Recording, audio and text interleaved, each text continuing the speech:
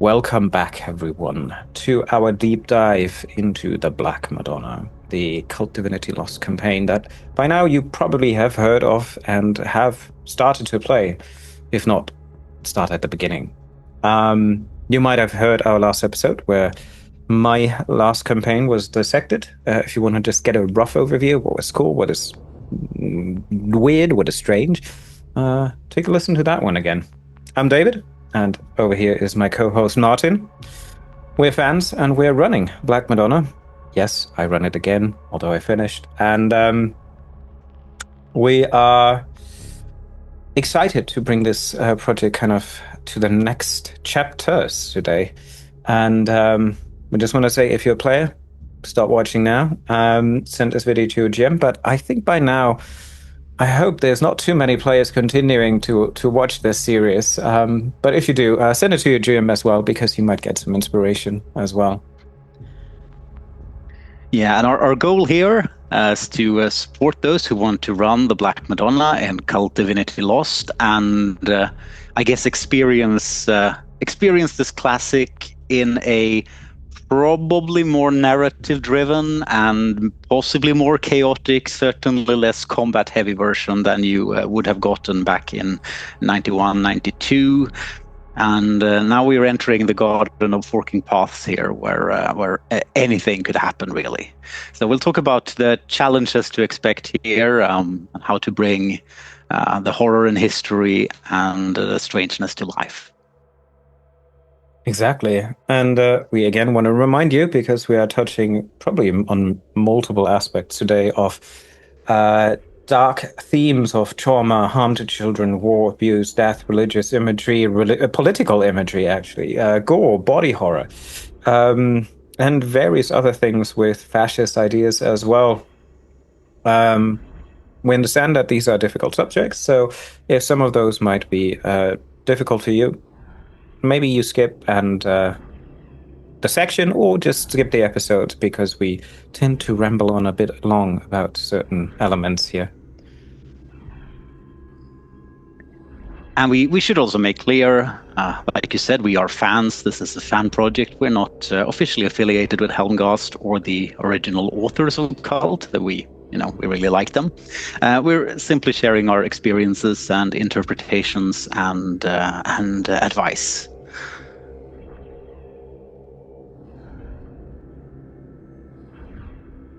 Exactly.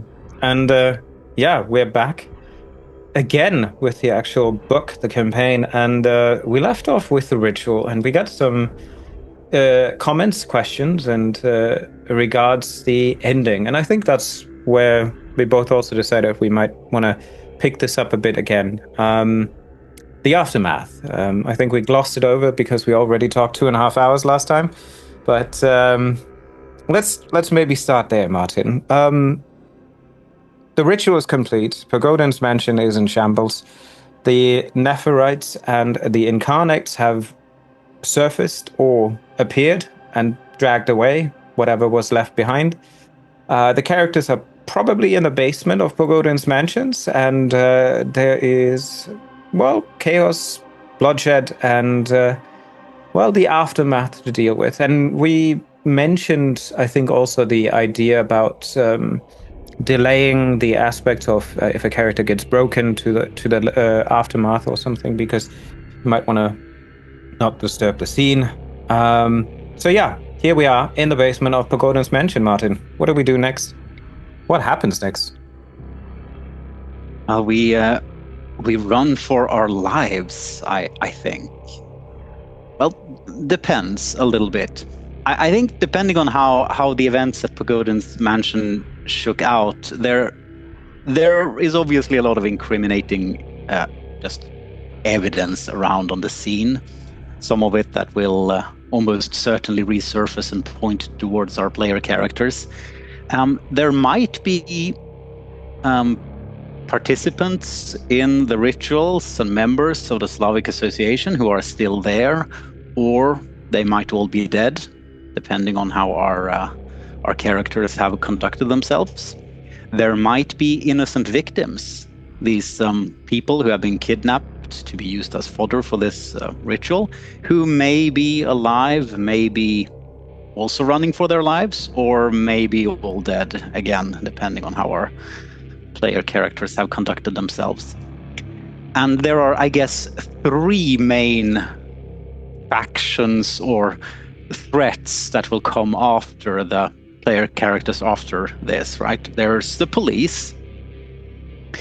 There is the Slavic Association itself, which has a bunch of connections to important people and also black magic, both of which they can use against the player characters. And then we have Alexei Blobel and his crew, who I guess are connected to the Slavic Association, but may still keep on the player characters' backs, depending on how and when they deal with him. Is that fair? Who else might be out to get them? Am I missing anyone? Well, Chagidiel, of course. He's happily biding his time, I suppose, right now. Exactly, because now he needs some time to set up his next chess pieces on the board of this massive game of kings. I would say it depends on what and how the player began the ritual information gathering. If they inquired about newspapers, if the GM already started a bit of pre-shadowing chapter 4 and had some Nazi connections. Because in my runs, I had any guns, any violent actions, anything that is sharp, pointy, or hurts people, will need to be procured by some shadow or illustrious clients in areas that not many people want to go, and those are often connected to fascist right-wing undergrounds or whatnot. So potentially, the information has seeped to die Germanische Gemeinschaft as well already. I think it is one thing that we mentioned before. So if the characters want to investigate, they're victims there. So it is a chaotic moment.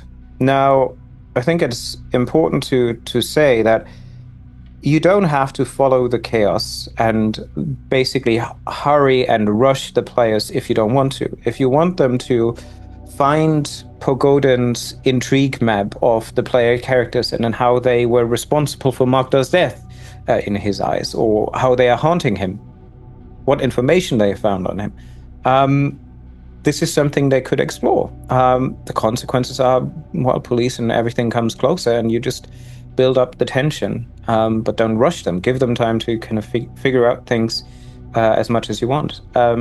Freeing the victims also might come with consequences. If the victims identify them and give a description to the police, beyond everything, they might be also on the lookout for them. There's a lot that happens, I agree. And I think also it is a moment to take a step back, take a breath. Firstly, probably deal with any psychological aftermath for the players, and then see how they feel, what state they are in, and how you want to progress from there on.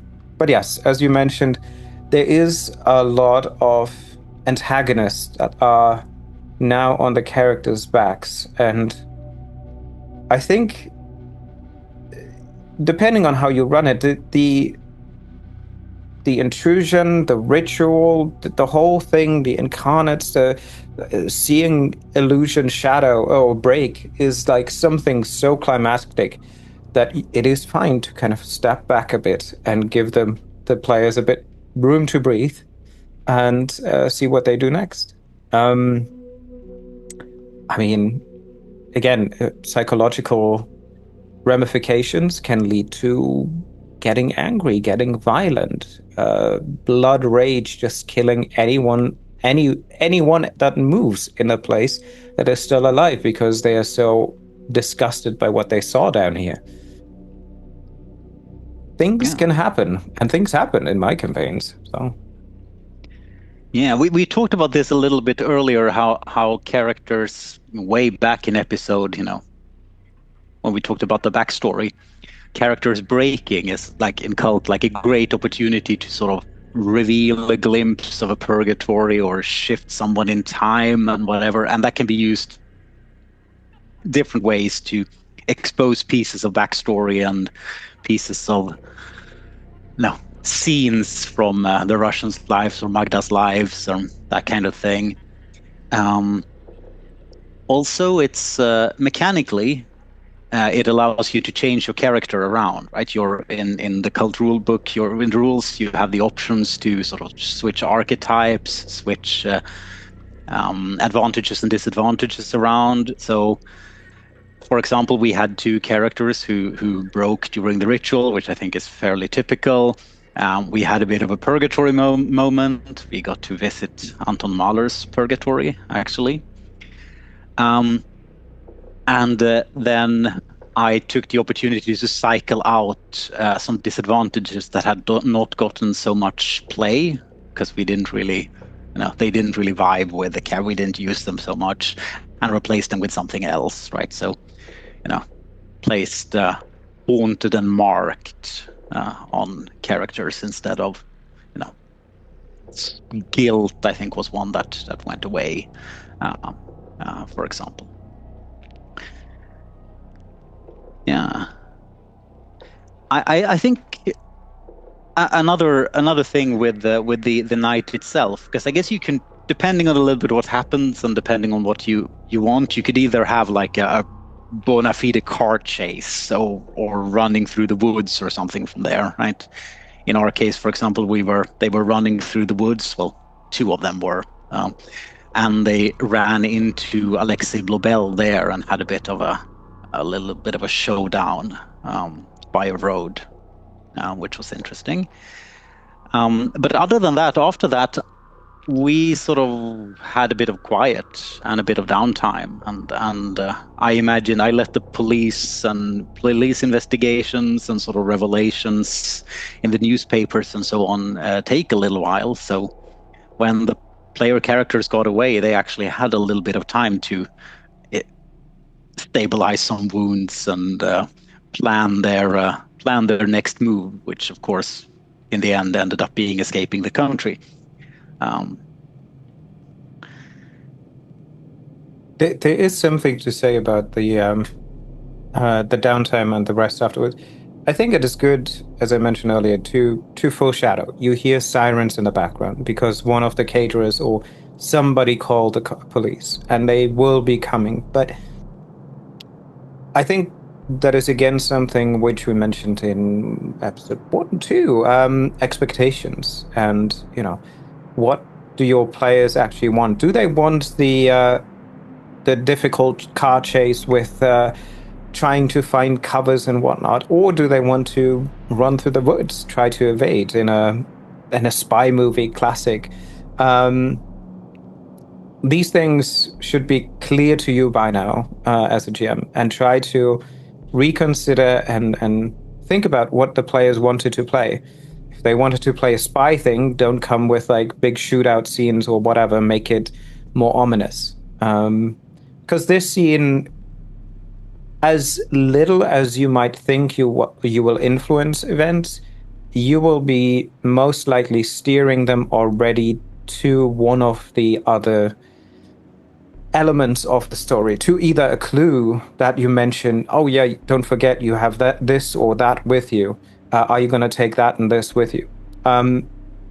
It is, I think, difficult to be impartial here. And it's also okay to just, if you want to have them next some downtime and then investigate the Germanische Gemeinschaft, do so. If you want to go by book and say, well, they will have a brief meeting with somebody popping in wherever they are, go with that. If you want them to head directly to Frankfurt an der Oder, do that. There is, in a sense, no limitation but your own, and listen to exactly what the players want. And I think I said almost nothing after the ritual because the players pretty much ran the show from the moment the Nephirites closed the illusion and dragged the bodies into uh yeah the scene behind the veil. I did little to place a elements of seeds of anything else, but one of the players became erratic and broke, and they went up and started to pretty much kill anyone left who was still at the party and who wore ritualistic robes because they thought it was disgusting, and it was the moment their archetype switched from, I think, cultist to avenger or something. So let that play out. And again, decisions were made at the estate. And one thing I think was the most vivid element that stuck with me is that obviously they were covered in blood and gore when they came up. And I just gave them a description when they left the building. Oh, yeah, you see in your reflection, you're pretty much like covered in blood. You can run, but if you get picked up on a street right now, it's not going to do you much. And so they found these like heavy fur coats and luxurious items. And it was the most ridiculous scene when they run with these heavy fur coats underneath in their underwear through the forest to their car that they parked at a specific spot. It wouldn't start then because they were so panicking that they kind of almost broke the key off. They stopped over, I think, a branch or something that kind of pulled a bit of the gas tank. So like it was a lot of different elements that kind of just added to the panic while the police came closer and closer while they were in the car. You could hear the police entering the property and the building. Floodlights went on. It was beautiful. And then, as you said, they got the car started, they left, and they just went to an abandoned parking lot somewhere several miles away. And they just slept for, I think, half a day. And during that sleep, we also had their kind of aftermath. I kind of let the consequences of the broken trickle a bit longer and had pretty much the sleep, the dream in that point, have them dictate a bit, consequences to their actions and also showcase a bit their inner thought process. One confronting his father, the other one making a decision to basically denunciate her husband to the state police because he's trying to leave the country. And the other one having affairs with underage boys or young boys. It was insightful because I think it was the first time that the players started to learn a bit more about the other characters. And it was more to the extent that they didn't know that. So that was kind of their secret. And I think there was a whole scene or like a whole session that we pretty much just played in a car. And it was just them and dealing with their dreams and how they react upon that. And that was the beginning of two of the players not trusting Niels, as you might remember from last one, and being terrified by him because they realize that he is a mass murderer and there's no way of backing out now because they're all in it together. And it's this strange bond that they are creating in the aftermath. That makes it clear that they can't really separate. They don't want to stay together. But they have to figure out a solution because otherwise they die. So And it takes some time to kind of just understand that. And I think it should be given to the players to also consider that at this moment, because from the GM's perspective, you make it sound as that will be the end of their curse and they're free. But it doesn't stop the curse. They're still rotting and they're still dying.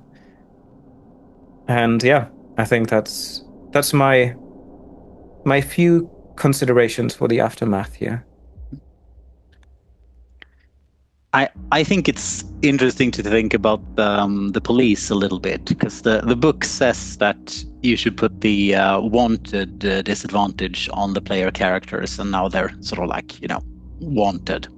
And I mean, you can totally do that. I sort of held off on actually having the police appear.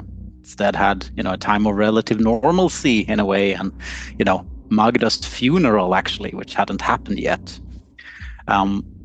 Also, that also allows you to sort of have the strange the strange moment in the news where you read about or hear about on the radio this terrible accident at an estate outside of Berlin, where a bunch of very important people perished in a fire where the police suspects arson or whatever. And the characters can look at each other and go, but we didn't set any fire. And of course, at that point, they know that a lot of important people will come after them, and that kind of thing. But something I would recommend that I think is fun, how we talked a little bit last time on making NPCs, right? There isn't like a named sad and grumpy police inspector in the campaign.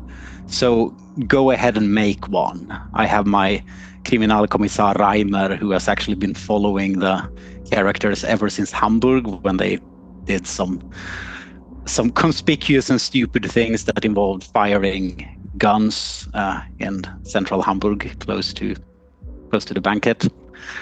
And he is gradually building up a case file and has started to sort of show himself. So we'll see.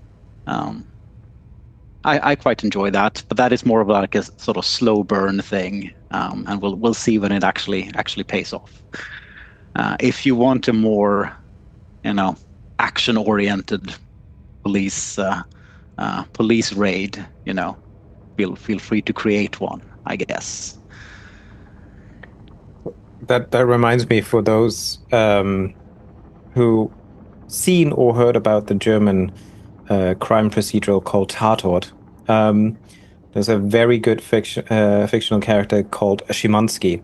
And if you just watch a few clips from him and him as a detective, this is pretty much a good character to kind of break this strangeness at the place, kicking down doors, asking questions later, being a brute force, but sensible character. It's a very interesting concept. I think that works well. And I think my police investigator that was on the news and everything was inspired by him, because he was like I know that I think it was the editor of the site was attending the ritual, and a couple of higher ups of other news agencies. So like the whole thing was actually blamed on the socialist left and the leftist agenda, who attacked the super rich people, kind of the last bits of the Red Army fraction that kind of tried to set a point here in the early days after reunification, although most of their institution already is disintegrated. Disintegrate. Then there's also the matter of hiding, I suppose, which is something that the player characters might want to do. And as a viewer pointed out in a comment here, 1991 in the recently reunified Germany is probably a great time to go into hiding if you want to. I mean, compared to today with like GPS on every smartphone and whatever, right? That was a time when your machines didn't really listen to you, and the book provides some sort of suggestion on an apartment that you can get from some shady person that you might know.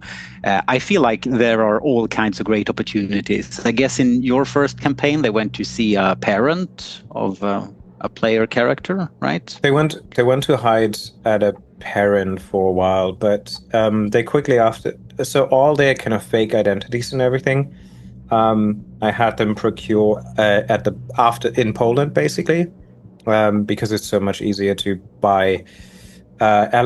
First of all, they stole a lot of things at Pagoda's mansion that they knew they could sell for, like, not cash per se, but like heavy pelts that they could sell for good money and could get good money on the black market and have a trading item basically. And so all of the shady, nefarious stuff I think I've done in Warsaw. And I mean, we had this whole beautiful thing because 1991 Warsaw, and then what better to do than like an underground discotheque rave that is coupled with a bit of like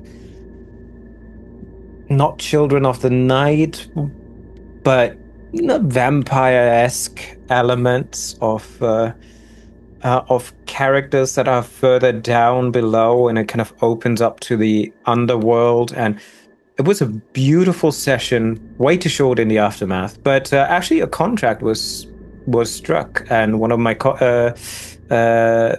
Crystal's character actually made a contract to vow allegiance to a queen of the vampires, and so I guess after Moscow she will stop in Warsaw to get acquainted to her new home. But yeah, it's I think there's a lot of beautiful elements that don't have to be done in Germany. Germany in that state as well is in turmoil still. Bureaucracies are overloaded. Everything is kind of like going over and under. So yes, you could utilize on that, but it's also exposing you to danger, like asking difficult questions if you don't know anyone, and if you know someone and you're already implicated, that makes it more difficult to get to. But Poland, if you have money, you find a guy who can do something, and it's just good enough. And it all it needs to be is good enough. I think that is something that you should remember. I personally don't think the option for in custody is a viable option for me at all. In my personal opinion, avoid having the characters being arrested at this point. I don't think it is. It is fun. It doesn't lead to the narrative to a degree. I know it could, but I personally find being kept in a cell rather dull at that moment. There's so many more fun things they can do. And again, that is just the beginning of the campaign. And unless you already have a clever way of them escaping, maybe the Nephrites open a gateway for them to just walk out, or somebody storms into the cell and says, "Hello, what the fuck did you just do?" Yeah, be considerate and think about if you really want them to be arrested, I think. What do you think? Yeah, I sort of imagine that you have to fail quite a few act under pressure roles to really end up in prison here. If I'm running it, I can see it happen as some sort of like last resort thing if everything goes like really really poorly, and. But even then, I think I wouldn't have let the characters be arrested, but then their whole family being dragged into questioning, prison, there's still a lot of like shady cops that pull up weird ass things, ex-Stasi that know how the system works. So like put pressure that way onto the characters.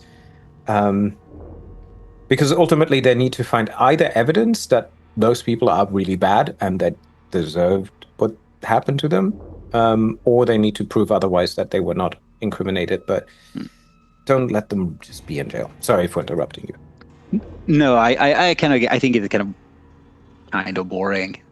Also, if we're thinking of what like the Slavic Association wants, for example, I mean, they actually don't want our player characters to go to mundane prison. They want to, lay their hands on them and do something much nastier than that. So, as they say, death is only the beginning. Yeah. So if anything, I think captured by the Slavic Association would be more interesting than being captured by the police. Maybe it turns out that the police is very much in the pocket of the Slavic Association, and then maybe things. Or by the Germanische Gemeinschaft, which is part true in Berlin. Yeah. Because Leonhard Freude is one of the elements there. But yeah, I think the aftermath should be considered from the point of the players' consents on what the expectations are for their campaign, because this is very important. Don't mess this up on one of the highlights of the campaign and force the players to do something that they didn't really sign up for. There will be scenes and elements potentially later that they are already gonna be maybe on a brink about. So like this is a perfect time, and there's so many options at this moment that you can utilize to not have this go into a point where you're going to be disappointed that your players don't want to play. The players are disappointed about how this whole thing turned out. Just follow what they want to do and give them breathing time. It is okay to wait for a reaction and let them think for like a second or even a short bio break.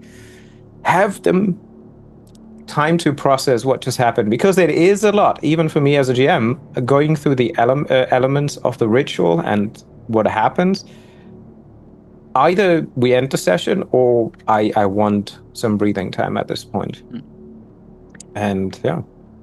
On that note, I think it's sort of like out of character consideration or sort of like logistical consideration. So we play relatively short sessions, like, 2.5 to 3.5 hours, absolutely maximum, I think. And that's including a bit of a coffee break and so on. Yeah.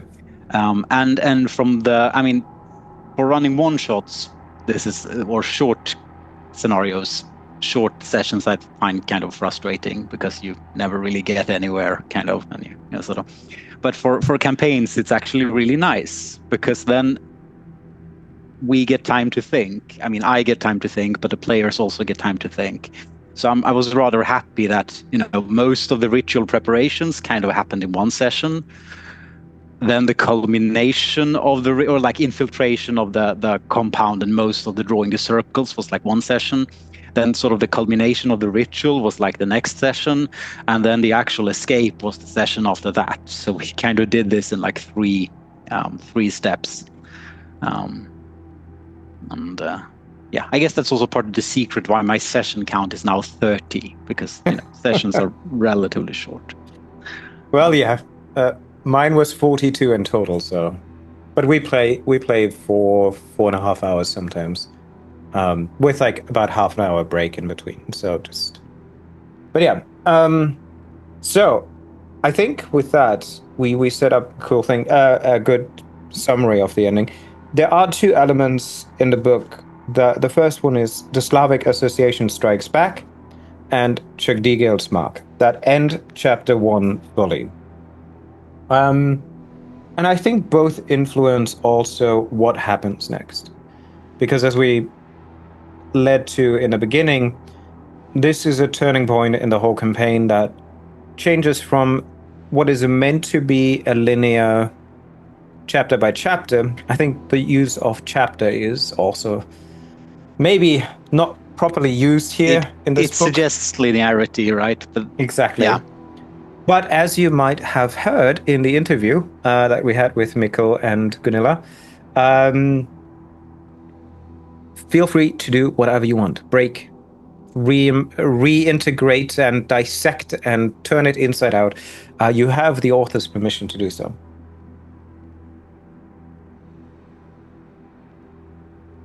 Martin, can you just give us a brief rundown? What does it mean, the Slavic Association strikes back? What do they want now? Yeah, well, And you mentioned that earlier, but yeah, I mean, they want. I mean, I think it's as simple as they want revenge, and maybe depending on.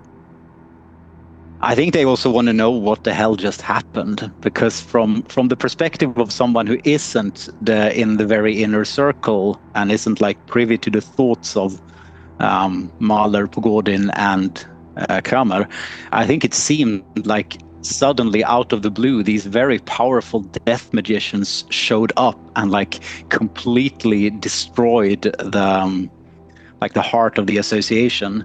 And actually, Mahler has already written a letter, right, saying that he's under attack by who he thinks is rival death magicians. So I suppose that's what the association thinks, and they have probably access, or they have access to Alexei Globel's research on our heroes or anti-heroes, right? So I assume they are preparing for an all-out magical civil war, kind of. And if you read this section, it suggests different sort of magical escalations that can happen when they send a different beings after the player characters, expose them to various types of, I'll target them with various types of rituals and so on, as if the dream curse wasn't enough. But of course, they don't know that.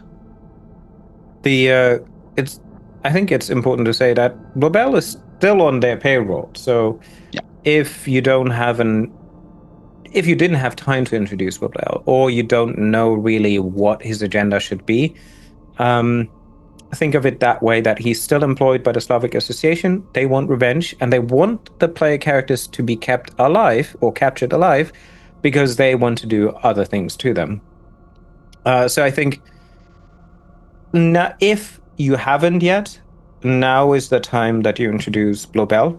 And we mentioned that earlier at the beginning. Globel is one of the antagonists now on the hunt for the characters. And in my case, he kept hunting them up to Moscow. And it wasn't him personally who hunted them, because he's clever enough too, that he uses leverage. He bribes people, assassins. He hires people in Poland and Russia to do the dirty work for them.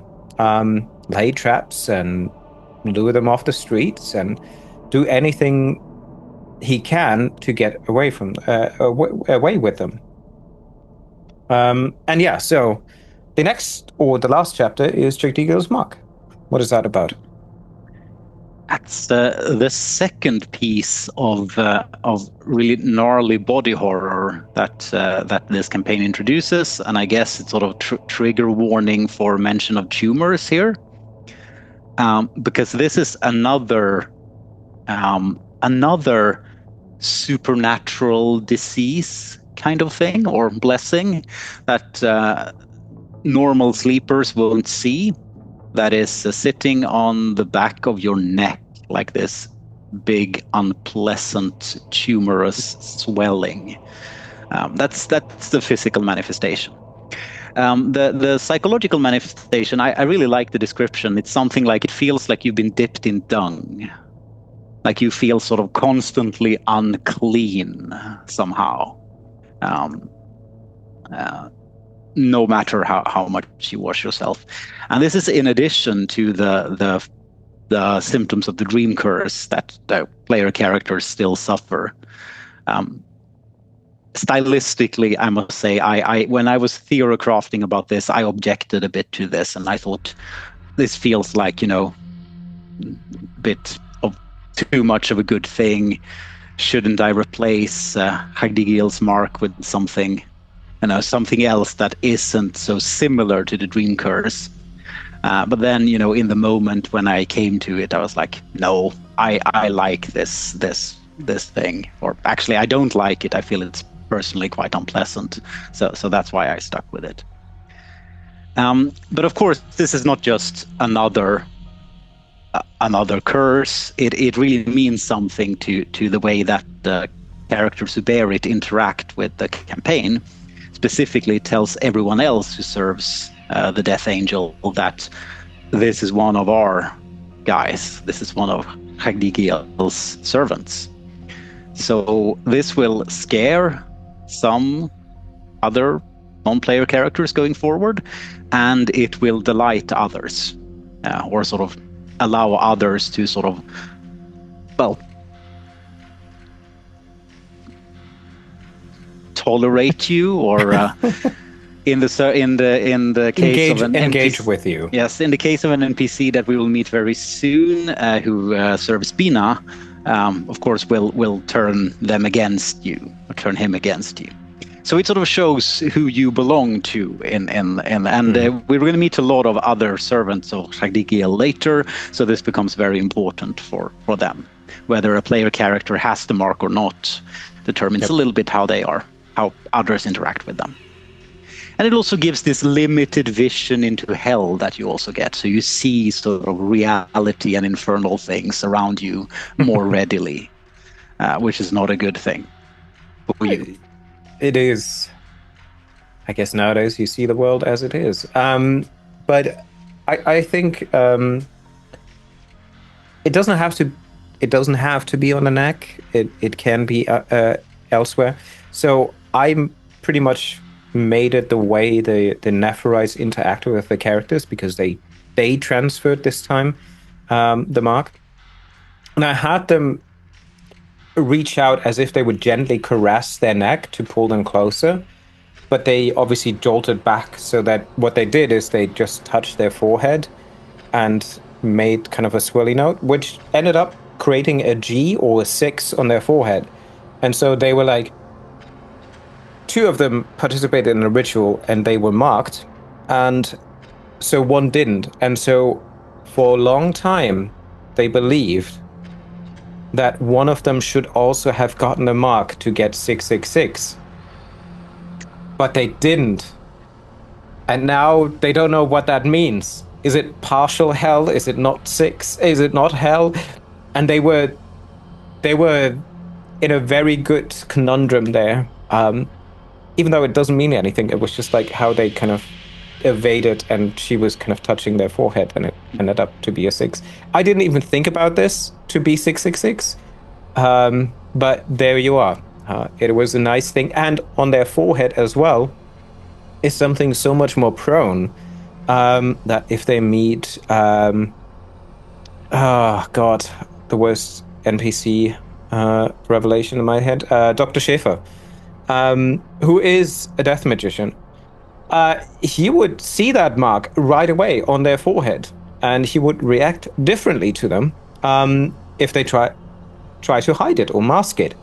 So there's something about this to be not on the neck, but somewhere visible that characters can't hide, or just a scar on their cheek or something. It can be quite interesting if you want to make it obvious that they need to do something to hide it. And maintain kind of a bit of an oversight, if they can even. Yeah. That's just my 2 cents on that situation, because in my situation, it ended up that we had 3 players, each of them got a 6, but 1. So if they would have all gotten 666, would they have been the prophets of hell? Would they have been opening the gates of hell? Did they just open the gates of hell, but not fully? That's why it doesn't work, because 1 didn't participate. So like, it's not hell, but purgatory. What the fuck is going on? It was very beautiful. So don't ignore this. And as Martin, as you said, use the kind of feeling dirty the whole time, and the views and the enhanced awareness to the underground, to Inferno and anything infernal.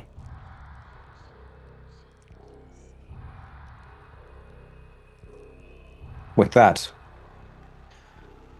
we begin the campaign, I guess. Yes. So where do we go from here? I think there are like 2 big instigating events kind of that go with two of the main chapters, right? And one path starts with the big revelation of the connection between the Slavic Association and the neo-Nazi organizations, which I think the player characters must already have found, because it's all over the Slavic Association headquarters, where there's like a letter from Leonard Freude, and there's these like invoices of, party favors or whatever. They're actually weapons. Add on this, if they, by any means, break into their archives at the Slavic Association beforehand, have them find as much information as you want, because transaction histories, double bookkeeping, anything indicating that there's transaction happening between fascist rights and Slavic Association, and maybe even lay the seeds for foreign bank accounts in Moscow. Things are happening all at once, and yeah. And also, if the players ever, like you said, they've gone to buy weapons, they would know what Germanische Gemeinschaft is, probably. They've probably seen a tattoo or something.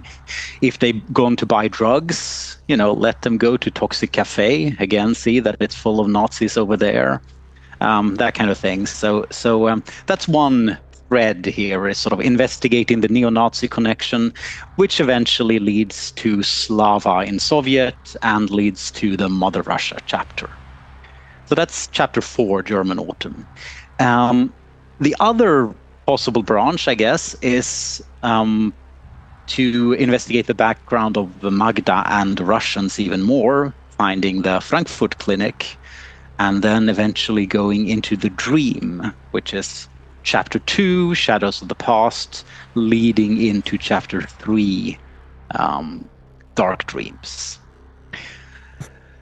Yes. Or, shortcut any point you want and do whatever you and your players think is interesting.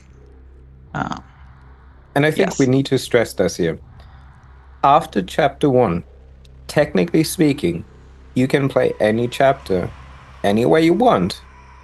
It wouldn't make sense to play chapter 6 or the ending right away, so be reasonable in the assumptions that we kind of give here. But the main thing is to remember, this is a book as linear as it gets up to the end of chapter 1. And then it is up to the players to dictate where they want to go. And the other thing is to consider, hopefully by now you have sown the seeds for the individual chapters. You have made some Nazis appear even just in the periphery if they haven't encountered neo-Nazis or didn't buy any guns or didn't buy any drugs. But have them be present in scenes, accosting some elderly woman or something. Anything to make it clear that Germany at this time is going through a transition. And there's a lot of aggression that is not clear how to be channeled. The other thing is, the characters will now begin to have nightmares, dreams, and they will also be taught how to navigate dreams and nightmares. And big spoiler, if you're still a player listening to this, Piotr, or the Wandering Magician in the dreams, will begin to teach the characters technically only after he gives or receives the doll. Or I can't remember if it's receives or gives.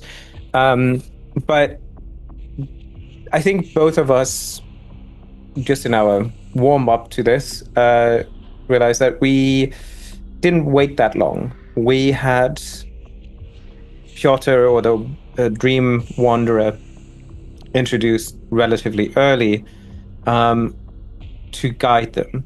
I do say, in my case, I had the Dream Wanderer appear 2 nights after their first night. So the first nights were horrific. They had nightmares. One of them just took drugs. unbelievable amount of drugs to just stay awake. He didn't want to sleep. That obviously had other consequences because that led to all kinds of issues. But those who slept, they went through their own purgatory or hell or torment, or not their own purgatory, but their family or their dark secrets purgatory. And during the first two nightmares, I had the Wanderer appear as an observer, as a bystander, first far away, then closer, and then at the end of the dream, relatively close, as if like, so what is going on? The next night, he was there from the beginning. He observed, he didn't say anything. If he was, rushed at or attacked, he just disappeared and appeared somewhere else. But it gave a bit more of a relief in establishing kind of that curve of Piotr / Dream Wanderer and the aspect of dream magic. And I'm pretty sure we're going to do a whole episode on dream magic here. But it is a very core thing, and a lot of the elements in the various chapters coming after chapter 1 involve dreaming. And so the idea of starting to understand that you can manipulate, that you can change, and that you can work with dreams is beautiful. And I think it is one of the best parts of the campaign, the dream magic, the whole design about it. So I would say introduce it as early as you want. Again, the main point just being, it is not a linear campaign after this. The ritual is done, and now it is up to you what you want to introduce, where the players want to go. And there's no specific guidance I could give, but we agreed upon something that we can talk about narratively today, so that it's a bit more streamlined for all of you. But yeah, have it your way, have it the player's way, have it understood that these following chapters, and that's what makes the campaign a bit difficult. As a GM, in my perspective, it is a lot of condensed information that technically happens simultaneously or consecutively in a simultaneous manner that makes it intimidating to run.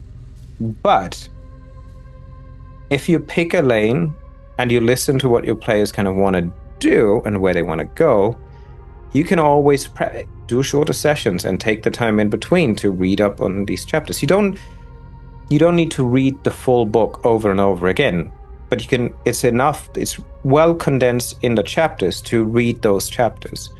And if you have short enough sessions, you can just go with, today we're going to deal with Germanische Gemeinschaft, then we're going to sleep, and next time we're going to sleep, and then we can do a session about sleeping or dreaming.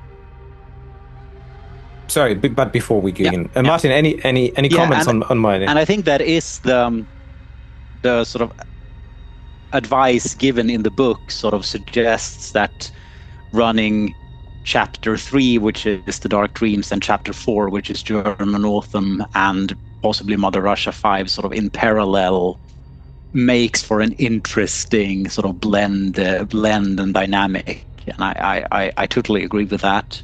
And I think to make things a little bit simpler, even though you could actually touch Russia things as well, a little Soviet things a little bit, I would, for simplicity, like gate chapter 5 now and say, we don't go to Mother Russia until we have dealt with these previous chapters. Even if the player characters for some conceivable reason want to go to Moscow or Leningrad or whatever, don't open the whole can of chapter 5 worms on them yet. But unless you want to.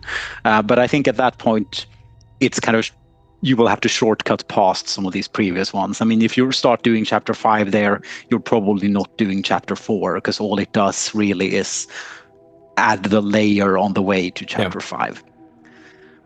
Cool. I do want to give one recommendation. Reread, I would say, until you really understand the chapters, read the first page, the red text, again every session, so you just have it in your mind. It's a short paragraph, but it gives you the incentive when to run it, why to run it, and how to run it. It just helps you to remind you until you get into the thing, or you have a concept of how you want to run this campaign, that I honestly, I've overlooked. I thought it's the title page. I forgot about it until, we began to kind of discuss about this, and I prepared my second run. I was like, oh, these pages are actually helpful. Make sure you understand. It is a little sneaky, right? Because the first one is just flavor fiction. I mean, lovely, grim flavor fiction, a little bit over the top. But the following chapters, that's not the case. Exactly. And I was fooled. I was a naive lamb waiting to be slaughtered here.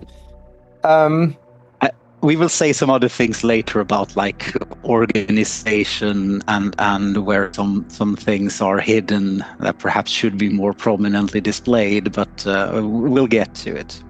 Exactly. Yeah, so should we start then?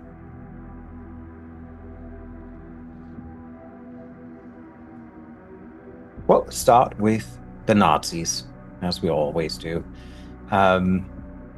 Or as you always should remember, that there are always Nazis out there, and it doesn't hurt to bash a few Nazi skulls. Well, why Nazis? Martin, before I potentially dump a bit of lore here, or my own perspective for atmosphere and historical background, what and how much of the German Autumn, in the context of the book, I know there's a Swedish book that is called The German Autumn, but in the context of the book, how much did you know, or do you know, and how much does that influence your setup for that chapter? Yeah, so I can't help but read this, and I'm sure to some extent it might have been written like that as well, from obviously through a Swedish lens, right? We know this year, in the year of our Lord 2026, we are painfully aware that there are neo-Nazi political influences that are way too powerful, both in Sweden and Germany and lots of other places. But I guess in '91, like the author said, they had the 1980s fresh in mind, and the neo-Nazi movement was big in Sweden, and still is not gone by any means. So as sad as it is to say that, I guess neo-Nazis being around and being like a political factor that combines to some extent, street level thuggery and violence with the kind of respectability and trying to get into politics and, respectable politics, is very salient for me as well. And I guess for many readers, even though I didn't really know anything about the historical period and where Nazism was in Germany in '91, I have no idea. But I'm not at all surprised, sadly, that it's there and that it's an important factor. I guess that's where I come from here. Okay. Well, it is so I'm half German, half Croatian, and I was raised in Germany, so during that time period, I'm pretty much aware of what happened around me, and I lived in a small town, so I can give you at least my personal, objective understanding of that time period and what I kind of learned and understood during that time frame. But generally, we have to consider it is a time that is a significant turning point in German history. World War II was lost. We had reparations. We had a Wirtschaftswunder, an economic wonder that Erhard brought up, and created an economy in the West, while the East was believing that they could manage socialism properly this time. It only required the right tools, and they were confident that they had them. Unfortunately, Honecker and his colleagues, to a degree that, you can agree or disagree with, it rather created a state of, Stasi and observation and a propaganda state that maybe nowadays be more resembling certain states in the Asian sectors. But the thing is that we begin the campaign in 91, and so as Gunilla and Mikkel said, it was a time of wonders and beautiful for them to kind of see that the amount of changes. And that is one of the things that we also have to consider.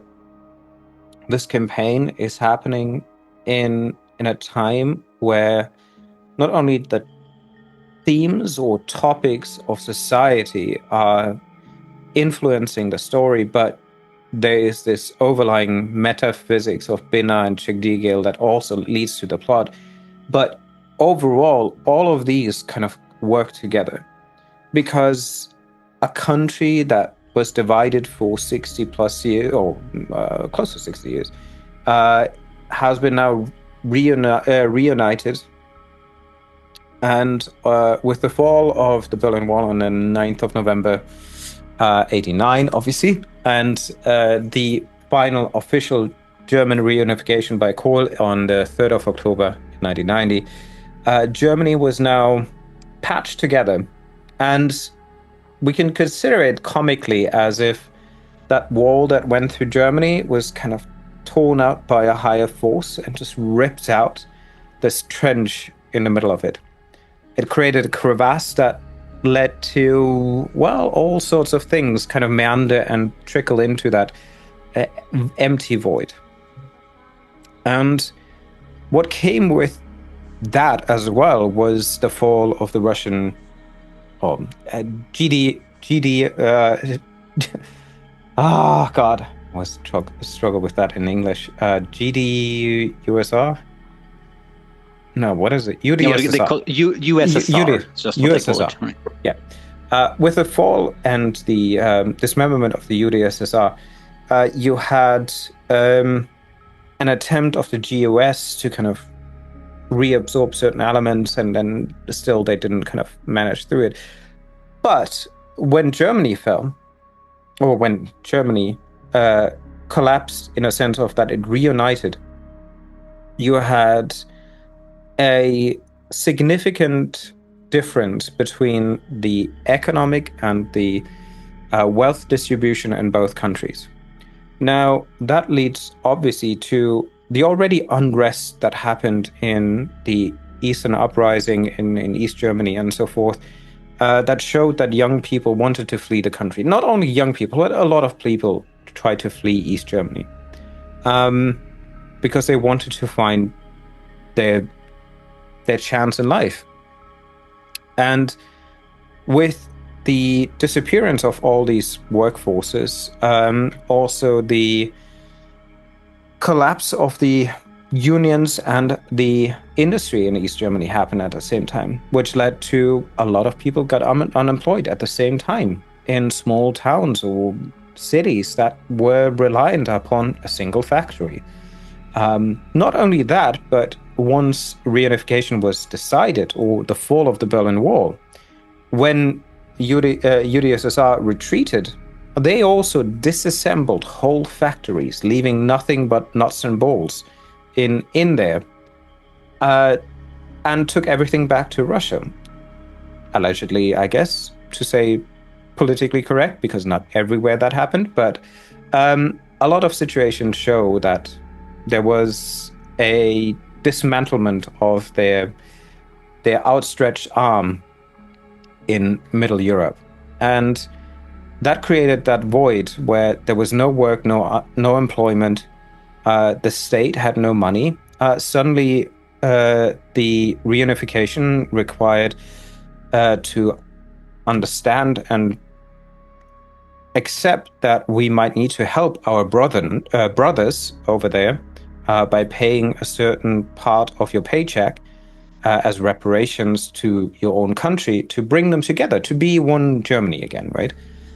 Which radicalized the West side a bit as well, because why do we need to pay for those who lived under socialist rule? You had riots going on in Hoyerswerda, in Rostock, in Mölln, and wherever, in all across Germany. That happened, and that created a clear sign that people were desperate. The state was corrupt as heck because with also the fall of the Eastern Germany, they built this committee that kind of reappropriates and rebuild the industries by selling off these aspects to industrial partners or whatever. Well, it didn't really. It was rich people doing rich people shit. A lot of people lost money, while a few people earned millions. They never got accounted for, or like they never got into a proper understanding of what happened there. But this left Germany in a state of really unrest, of a I would say a German unrest.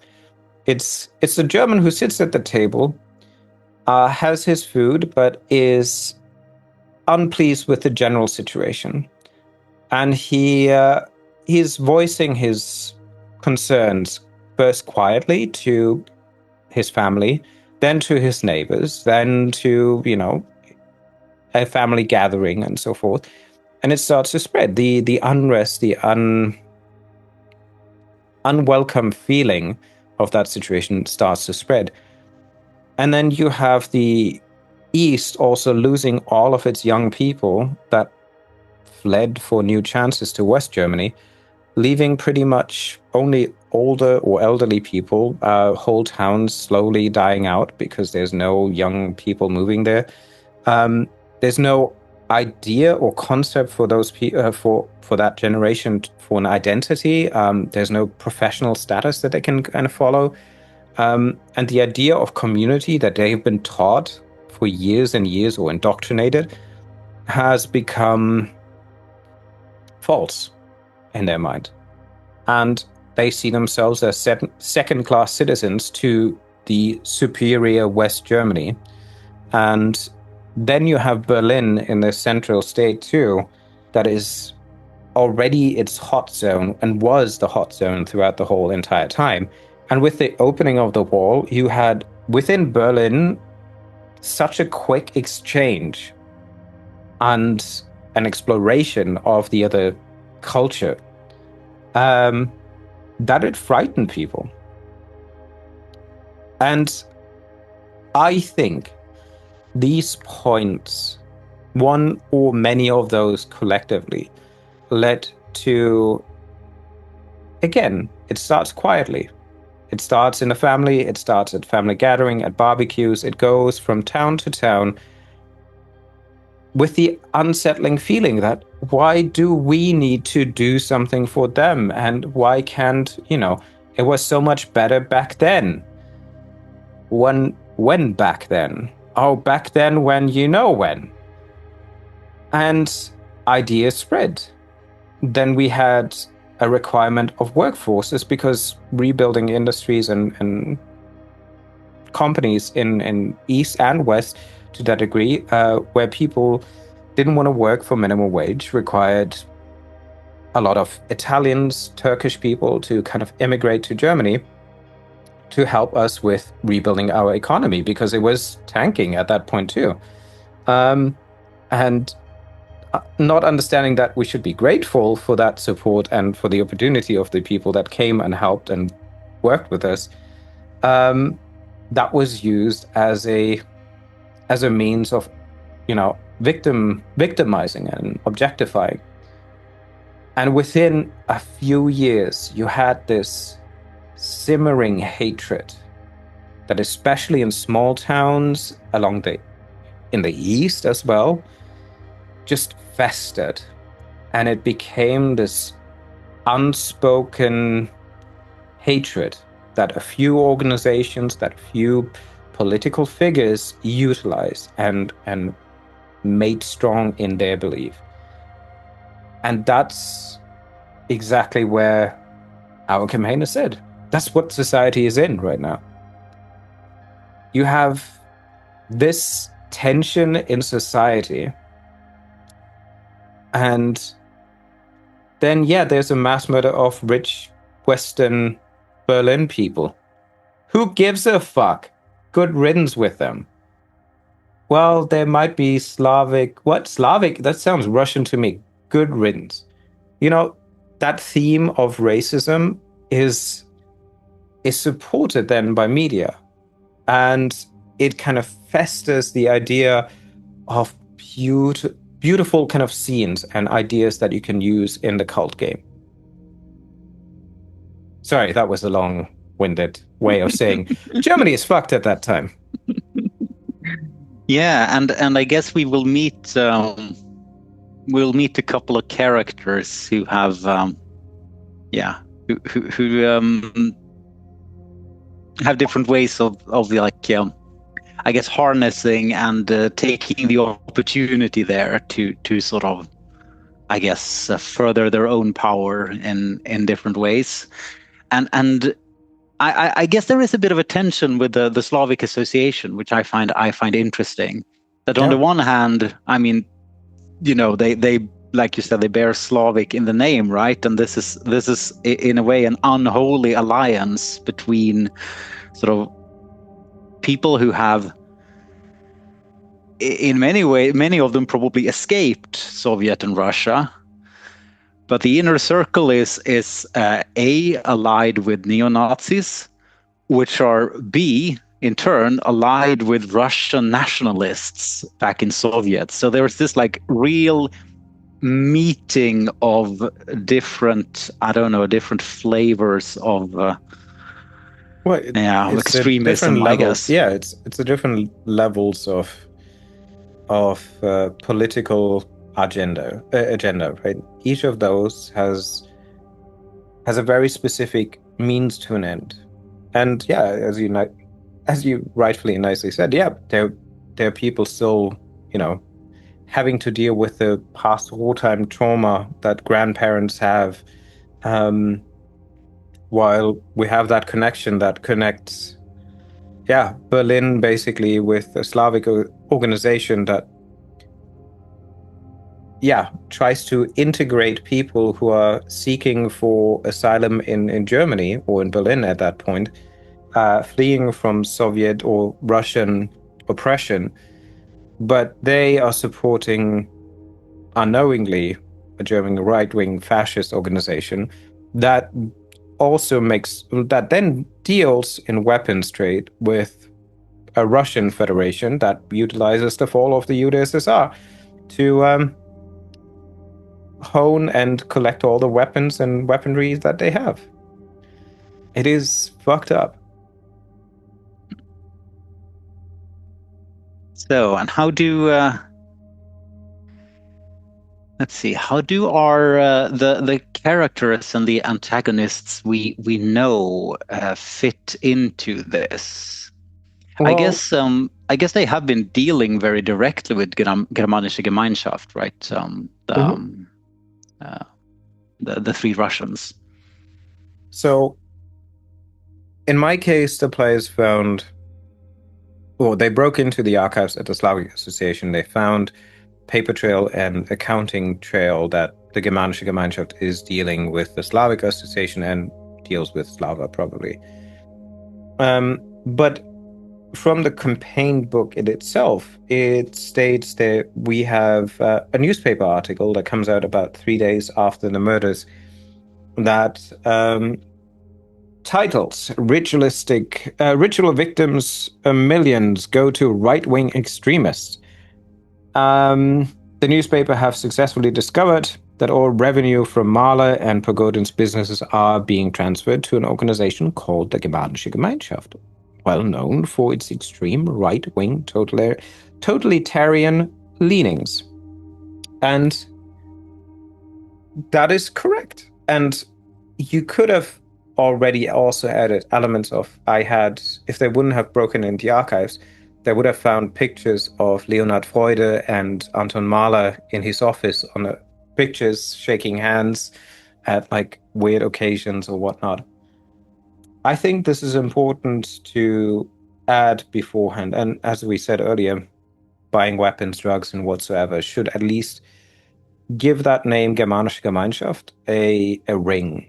Like, it should be recognizable, especially for people living in Berlin. They've heard about it. Even if they don't want to hear about it, they know that they exist. And that these fascists, like especially on 1st of May or something, on Labor Day, are going on streets and create aggression throughout this, various aspects of the cities. Yeah, and they probably put up some like horribly racist posters or something, or have like, I don't know, maybe like a local radio channel or some Very whatever likely, yeah. whatever awful means you can think of sneaking the GG into the player characters' lives. Yep. And so from that newspaper article, it should incentivize either the players to leave Berlin as quickly as possible, because they know that they now have not only like some Slavic organization on them that does some mumbo jumbo magic, but now they have actual neo-Nazis that are organized, that are dealing with weapons, going after them. So it is up to them to kind of interpret this. And I think at this point it's also worth mentioning from my campaign that if players don't make that connection or can't kind of put the puzzle pieces that they found so far together, bring in NPCs. NPCs are beautiful. And I brought in 2 NPCs, a Russian writer, a Russian journalist, and a German journalist within Berlin that kind of put out their take and opinion pages on that takeover and how that went. And so my players decided to kind of contact them because they had information from the ritual. And they were like, well, we know they were there, and how the media portrays it is wrong. And we have, incriminating evidence, but we're only going to share it unless you provide some information to us. And so I had 2 NPCs that were doing kind of that information digging for them, that one of them ended up in the toxic cafe upstairs in a rather precarious situation, but was never questioned after and assumed dead. While the other was a helpful journalist even within Moscow and found them shelter and was a long-standing, I would say, almost friend to them. I have to ask. So two journalists investigating neo-Nazism in Germany, and were they connected at all to Magda Orlova? No. I had one who always was kind of a socialist writer, and his motivation and inspiration was just to uncover the hidden corruption and the old slogan of the student revolt, unter den Talachen, der Muff von 1000 Jahren, under the robes, the stank of the 1,000 years, referring to the Third Reich and so forth. Because a lot of politicians and higher personnel was just transferred from neo-Nazis into positions of power after the war. But nobody really questioned it, which led to the whole development of student revolts, which led to our Red Army faction and so forth. But yes, so he was very involved in that. Mm-hmm. And he was keen to find a connection that these Nazis would be, in some means, connected with something else that he could find and expose them with. And the other guy was a foreign correspondent from Russia or from Moscow, who was sent there, obviously KGB-esque, to just keep an eye on situation to see what happens and inform, people, to let them know what is happening there, what the mood is, and if people might want to, or if people regret that East Germany is now not East Germany anymore. And the reason I'm asking is because, I mean, if we look at Magda Orlova's biography, as we did a few episodes ago, she has like one of the ways that she made herself, politically untenable in East Germany and was eventually deported, was by writing about Nazism in East Germany, and she also wrote about like a black market and so on. Yeah, and I'm wondering, sort of from an authorial perspective, a little bit. I mean, this doesn't really lead anywhere, right? It's just things in her backstory that player characters may or may not discover. But from my perspective, it sort of makes Magda more sympathetic in a way. You get the idea that Magda Orlova would not stand for like the Slavic association being connected to the Germanische Gemeinschaft, and that, she sort of puts a bit of a wedge between her and the Maler, Kramer, and Pogodin, at least in my mind. I think that's something that information does, potentially. Yeah, no, that's absolutely true. And it also can support NPCs who say, like, yeah, I read Magda's book, and, I found her points were very true. And she mentioned that one character, and you can bring in Leonhard Freude or somebody else who she might have already suspected back then. Yeah. Yeah. Yeah, because I mean, there is a very real chance that player characters spend some time digging through Magda's papers and archives and so on, and that could be a nice thing to let them find if they spend some time like investigating her writings. If you want another paper trail that leads to the Germanische Gemeinschaft. Yeah, and I guess just briefly, Germanische Gemeinschaft, they're nothing else but a neo-Nazi organization.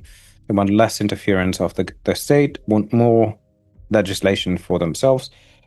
Maybe as a reference, look at the alternative for Germany at the moment. You find a lot of commonalities in ideologies and themes that you could utilize.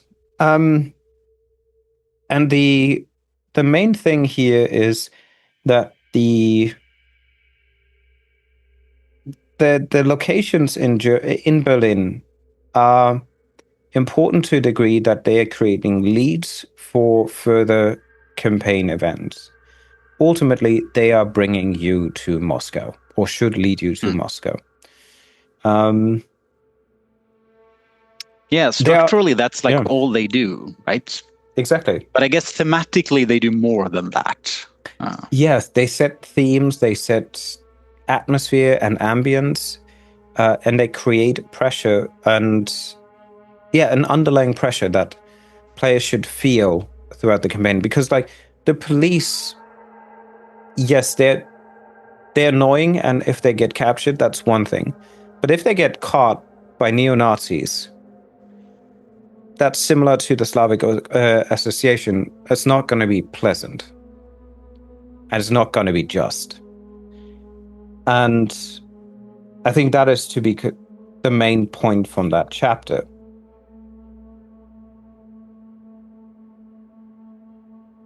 We have two main locations. That is the headquarters, and that is the Toxic Cafe. That are three locations, as well as the Hermann's Mechanical, Mechanisches. That are kind of giving ideas about how the organization is structured. They're suppressing and capturing journalists that are investigating them and or are disagreeing with their agenda. We have high-ranking Leonhard Freude as a former head of police of a German police force, leading the whole thing. Ernst Vogel, who is equally a Razite, as far as I remember. Yeah. Right? Yeah.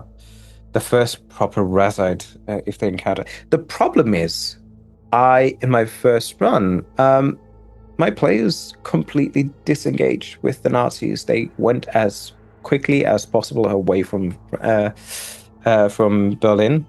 They did find Hammond's mechanical because I led the kind of connections in their buying weapons early on, and they recognized the symbol, and that truck was also at the Slavic Association, dropping off and picking up boxes from the Slavic Association. And well, they barely managed to escape that location. But otherwise, they didn't investigate further because they realized it's not only a few men; it's a lot.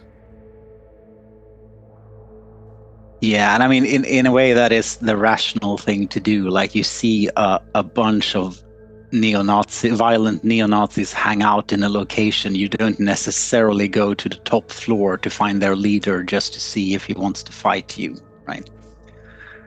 Well, what if he has Apfelstrudel?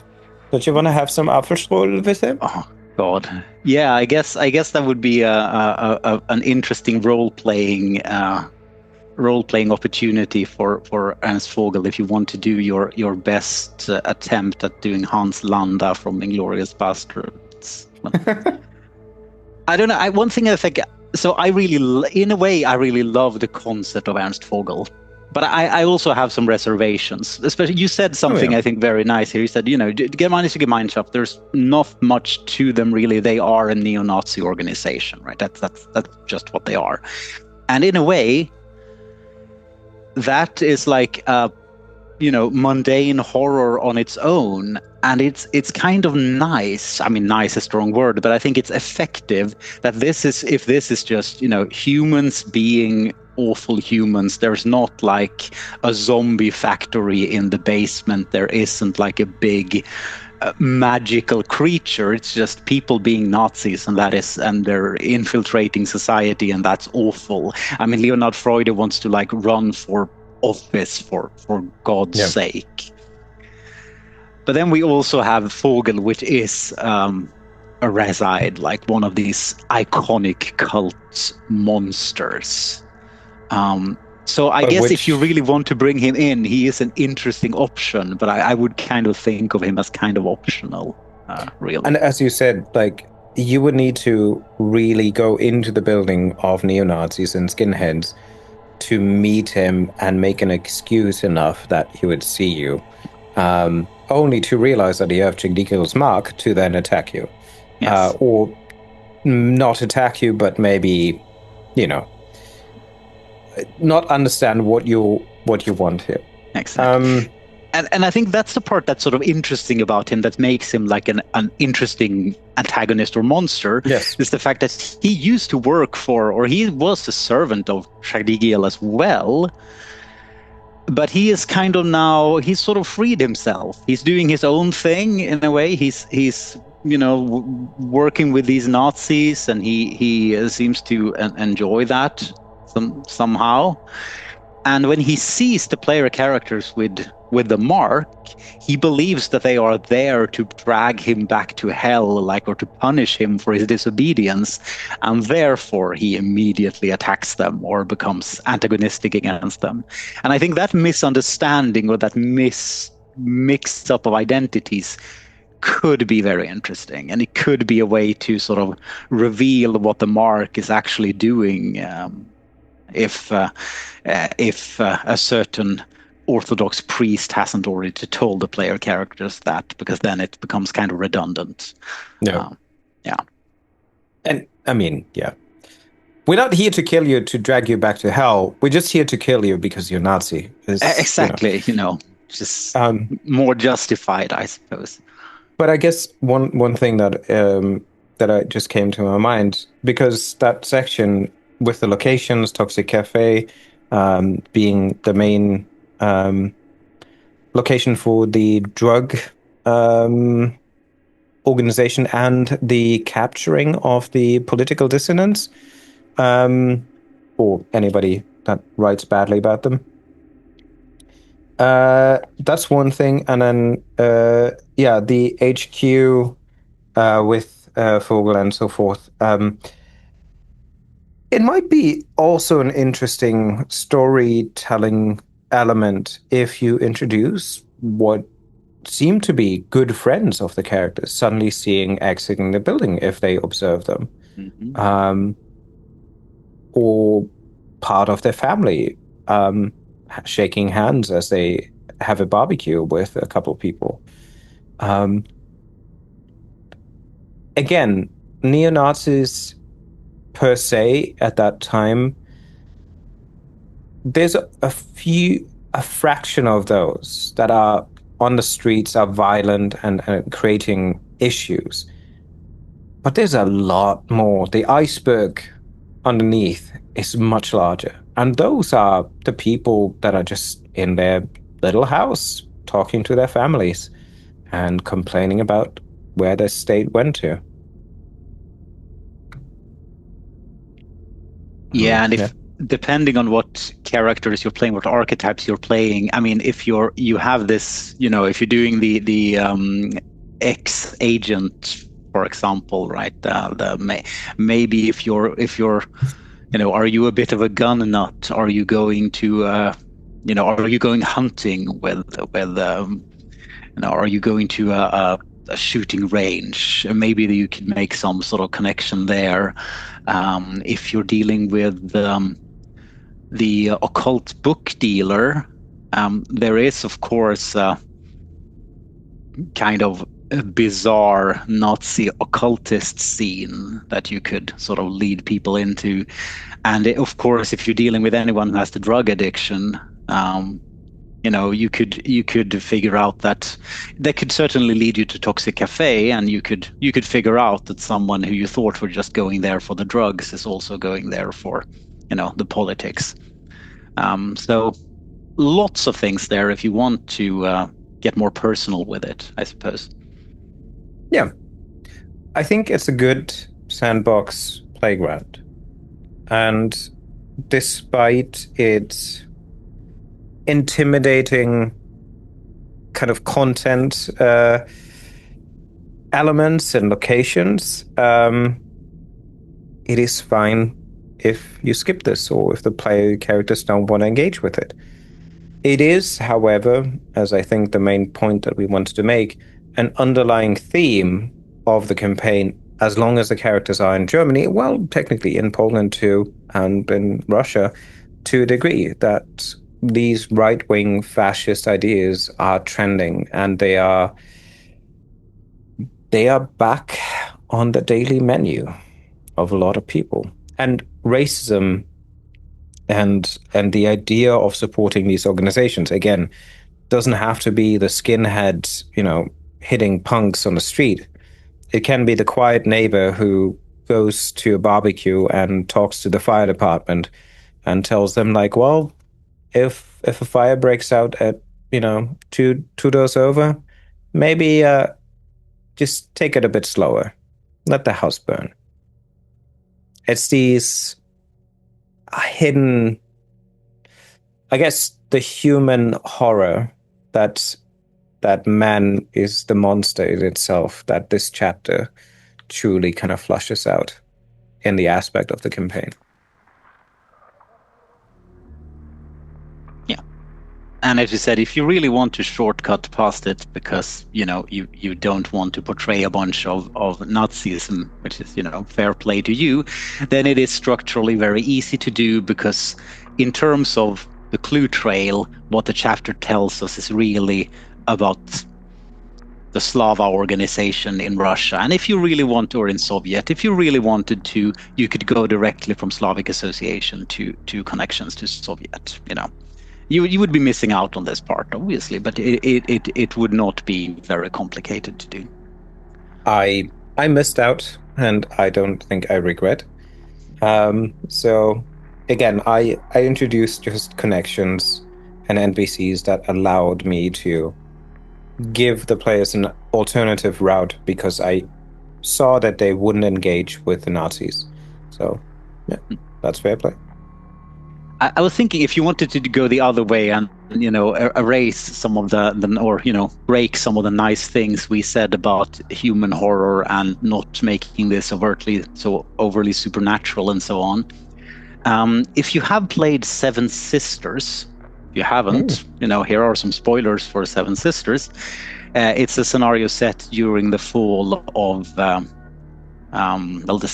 well, not during, but like right before the end of the Second World War, Berlin in 1945. It's early in the winter there, February 45. It has a bit of a sort of agent setup where the player characters are parachute in and start investigating things and so on. Without spoiling any further, there are of course occult Nazis there that are the main antagonists and very, very awful.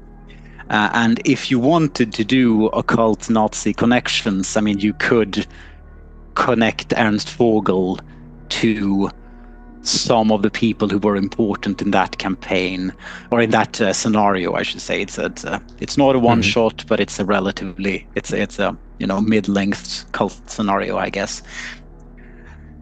But it does risk crowding the cosmology a little bit because it's like a cult of Thormeal there. So there are some thematic clashes. It also has Metropolis a little bit. So again, some thematic clashes.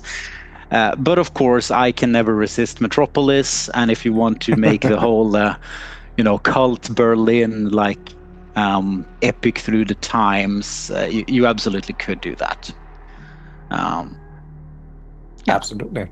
So the key takeaway: the German Autumn creates atmosphere, creates tension, pressure, and should lead up to clues for players to understand that Slava in Russia has been funding weapons and drugs in Germany, and has made connections. I myself added 2 NPCs that were journalists to help and guide the players a bit in that aspect, because they didn't participate in the full investigation of the locations of the neo-Nazis. And we'll come to him later. I made Dr. Schaefer a bit more of a connective element between the two as well. And I think we'll come to that when we discuss the other option. And that is, chapter 2, I suppose, right?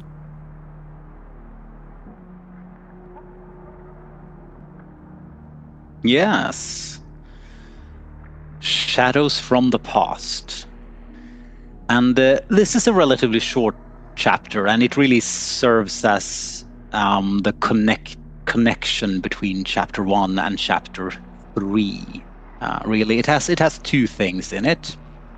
The first one is another big bomb to drop on the player characters. If the first one is the connection to Germanische Gemeinschaft, this is quite literally a lictor barging into the narrative and starting to yell at and beat up the player characters, essentially telling them what's what. Who have the mark.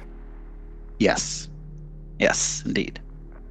So that's the first part we're going to talk about first, and then the second part is of the chapter is the Frankfurt Clinic, Frankfurt under Oder.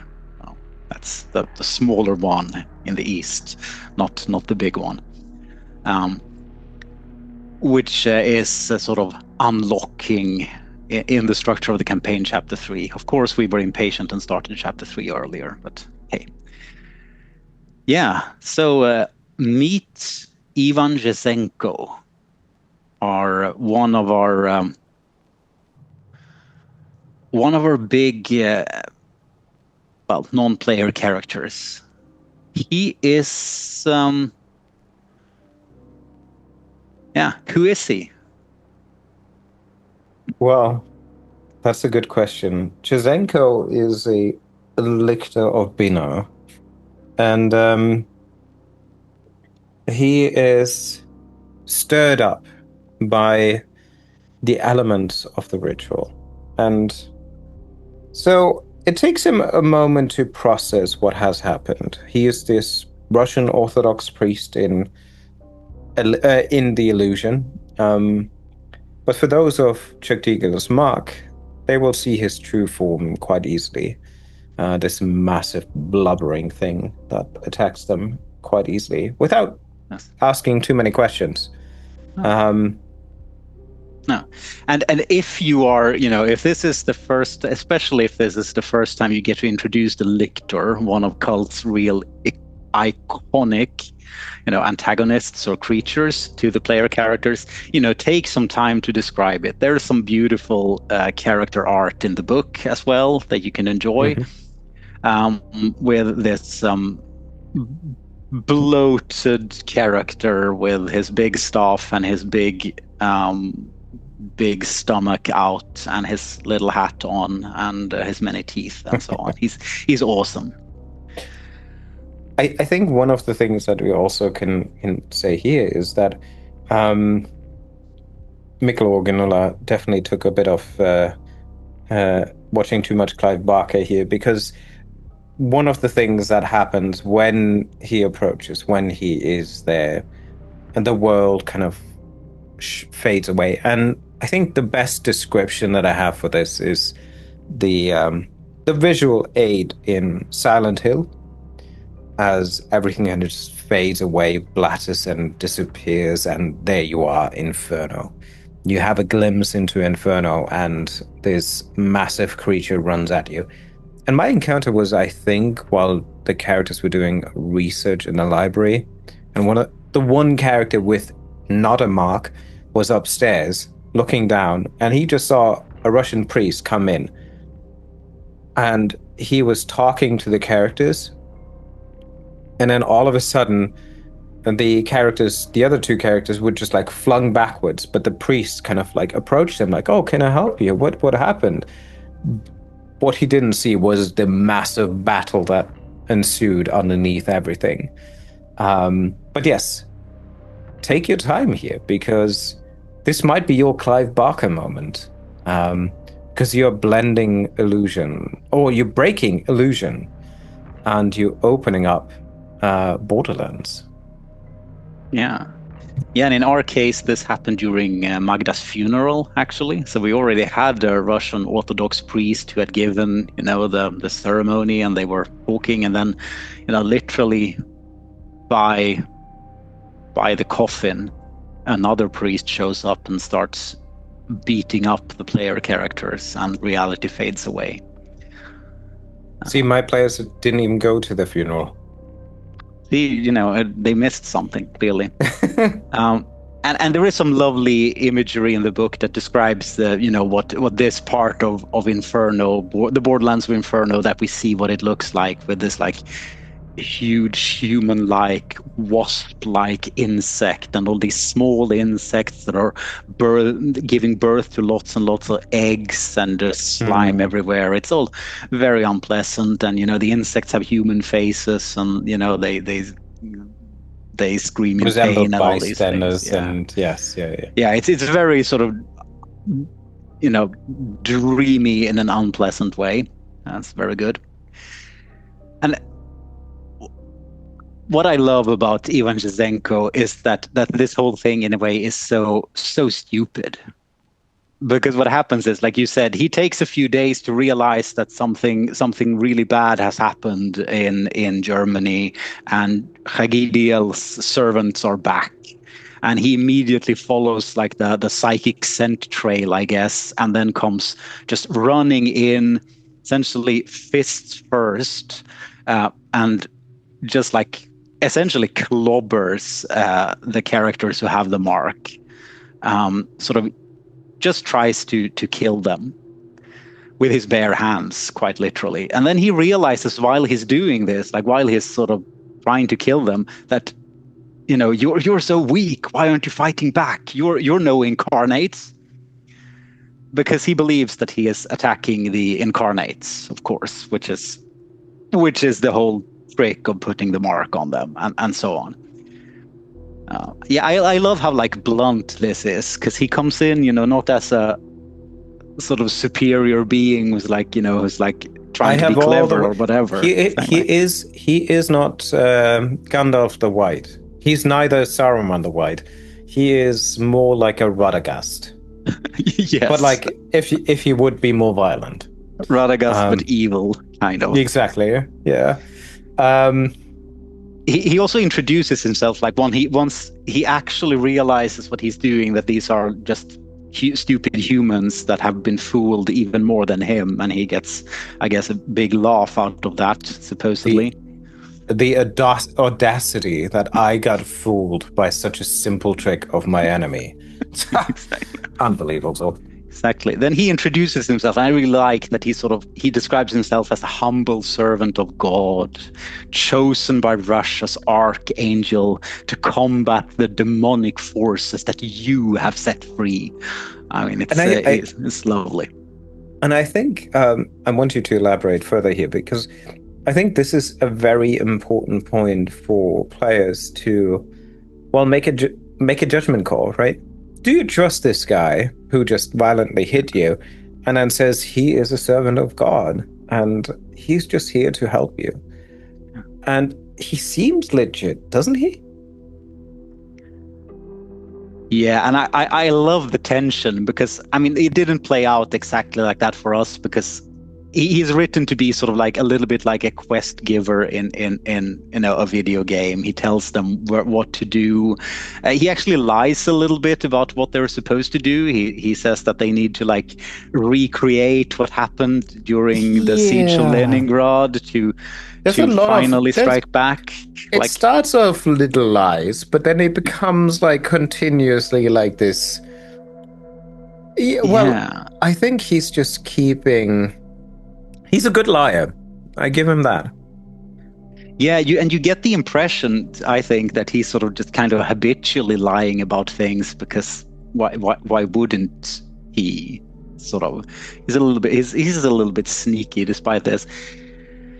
But yeah, it really sounds like he's telling them what to do and where to go. And like you said, they really need to decide, do we trust this guy? The group I was playing, we didn't. I mean, they clearly didn't. But also, even if you don't trust him, the thing is, he is your best source of information on what's actually going on. And he does tell the player characters quite a lot about what is going on, even if he lies about key points. He gives the backstory about, this is the first time I think you will learn that, during the siege of Leningrad, Khagdiel tried to, open a portal to hell, or let his citadel descend on earth, or however you want to describe it, and that now he's going to try to do it again. And I mean, that's all true, more or less. I love that the GM note on that section is GM note. This is a lie. Yeah, I feel like it is important to consider here to not make it very obvious that he's lying, and he should be portrayed with that confidence that a priest would have. I mean, he is pretty much second or third in command of Binna. Like, he is a highest being of Binna's subordinates that she trusts, and he should be, yeah, a character that players should believe him initially, but then, well, okay, maybe after he repeats something, it sounds slightly different. They begin to question, but it feels still right. And there is not much evidence otherwise to contradict him either. So at the moment, as you said, he's the best they have. It's just this massive being that came in, beat them half to death, and then said, "Oh, I'm sorry, but by the way, that happened years before, so I'm just going to let you know so you don't do it again," right? Oh, and by the way, you need to also deal with that and kind of find them and kill them as well. And in my case, because I felt that correctly in retrospect, which is good, I felt that the player characters and the players were amply motivated already, knowing that they had realized they still had the curse. They realized that they were already, in their mind set on finding incarnates and dealing with this. I felt like I didn't have to use the actual sort of quest giver lines that are in the text, but instead I let him like linger a while after his mistake and like actually have a conversation by, on the outside the church and answer some questions. I guess there's something about the casual lictor leaning in a spot and with his massive belly kind of hanging out. Yeah, there's exactly. something about that. And the other funeral guests, they didn't realize that anything was wrong. They came back from this hellscape and everyone was just standing around there, chatting. The other priest was there. The priest like greets Father Zenko very politely and, all that stuff. One detail I quite like. So the end of the beat down, I guess, when you're taken back into the illusion, the reason that Jazenko actually pulls you back into the illusion is not really that he's done with you, it's that he sees the Nepharites showing up in the distance. So they're like already coming back to haunt you, and he kind of, realizes that, we should get out of here, and takes them out of there. And I like that, because it even if it's maybe it's too subtle, but it also shows that Jazenko is not really sure about what's going on, and he is still, Hagidial servants are a real threat to him as well. So he quickly pulls the player characters out of there once he realizes that the three women from hell are coming. I like that. Good point. I just saw in a hopefully future description the reflection of the three women in the background while he's choking somebody and it's like letting loose, and okay, we need to go. Exactly. And then there was a little bit of Q&A with the Lictor, after which he disappeared.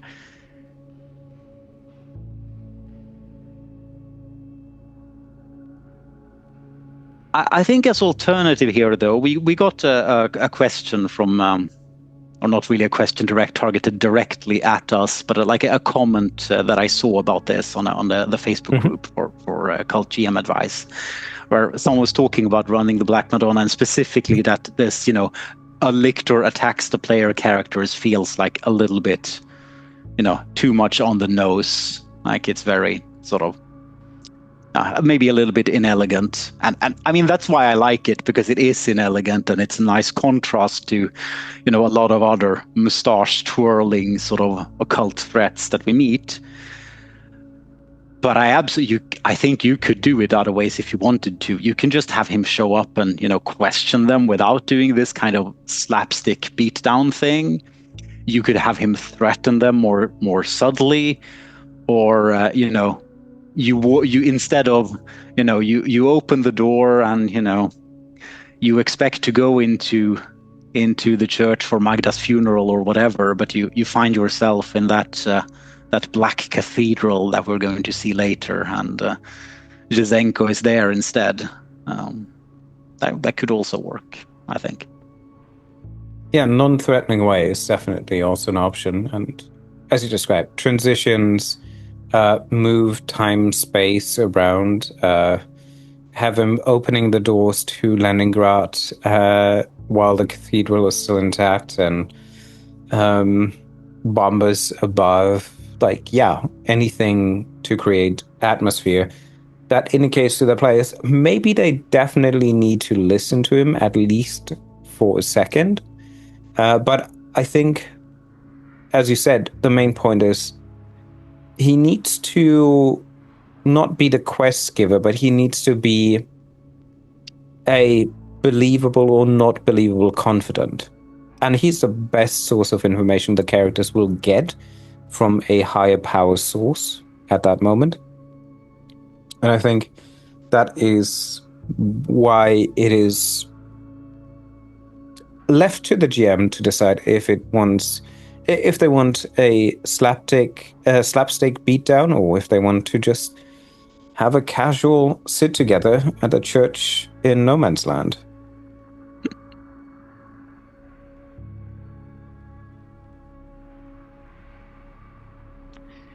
I think, well, Hagidil's name has come up potentially before, but here it's really spelled out. Yes. Zhenko doesn't mention Bina by name. He says the Archangel of Russia, but he does mention the Death Angel by name. And that means that after that, you can go investigate it. So there's this little section on going back to Mantra, the bookshop, for example, where you can learn a little bit more about the Death Angel and so on. It is mentioned in the ritual, though. Yeah, that's true. That's true. But yes. It is kind of reinforced here at that point. Yes, and we had already had it because our occultist used this occult library to investigate the chants in the ritual. I mean, almost immediately, yep. And so on. So that's. But if it hasn't come up yet, and the information given in the mantra section is not very useful. It's sort of like a little bit of a red herring, like different places where the name might have come up and so on, but you learn that it's something bad from hell, which I guess is all you need. And I think it's worth mentioning again, this attack or this confrontation with Chizenko can happen anywhere, anytime, any place.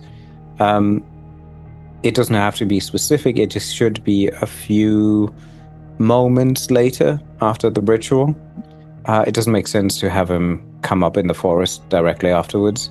It should have that downtime, relaxing, build atmosphere, keep everything fine, and then all of a sudden, like, bam, there is a gateway to Inferno. Yeah. And I guess he utilized the aspect that his presence douses the surrounding into a glimpse of Inferno, and find references of how to best describe it, or get inspired by looking up things, because in my case it was the first time that the illusion fully crumbled, like outside of the ritual aspect. So did they actually cause it? No, like this can happen anywhere, anytime, if the right antagonists are around you. And I think that was something that was also interesting for my characters to see. Yeah, I think this was we had a little bit more than the ritual, but what this did for us, at least I felt it was a very clear, thinking in terms of like a TV series, kind of like, okay, this was like the start of the next season, kind of like it's the start of the next chapter, very clearly, because we had the big climax, we had a bit of a downtime, things were still maybe not easy during that downtime, but it was, mostly about hiding and getting away and making plans, and then bam, Lictor comes in. Very clearly, this is like the new sort of the new level, or the new layer that's opening up.